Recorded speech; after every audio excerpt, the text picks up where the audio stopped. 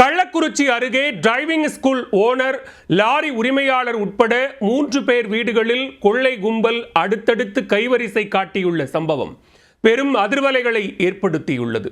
உண்டியல் பணத்தை கூட விட்டு வைக்காமல் துடைத்து எடுத்துச் சென்ற திருட்டு கும்பல் சிக்குமா?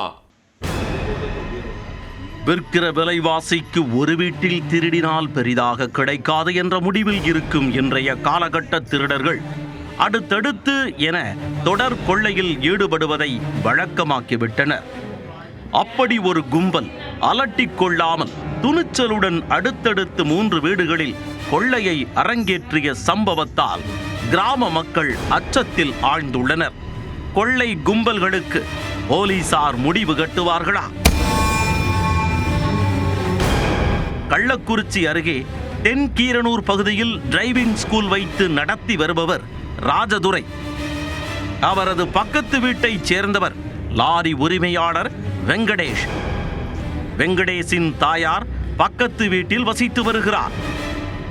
இந்த நிலையில் உறவினர் துக்க நிகழ்ச்சிக்காக சேலம் மாவட்டம் வீரகனூருக்கு குடும்பத்துடன் சென்ற ராஜதுரை மறுநாள் காலை வீடு திரும்பிய போது வீட்டு கதவு உடைக்கப்பட்டிருந்தது கண்டு அதிர்ந்து போனார்.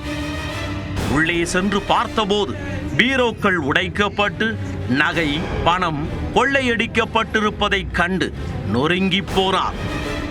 தகவல் அறிந்து சம்பவ இடத்திற்கு வந்த போலீசார் விசாரித்த போது ராஜதுரை வீட்டில் மட்டுமல்லாமல் பக்கத்து வீடுகளான வெங்கடேஷ் மற்றும் அவரது தாயார் வீட்டு நகை, பணம் கொள்ளை போயிருப்பது தெரிய வந்தது.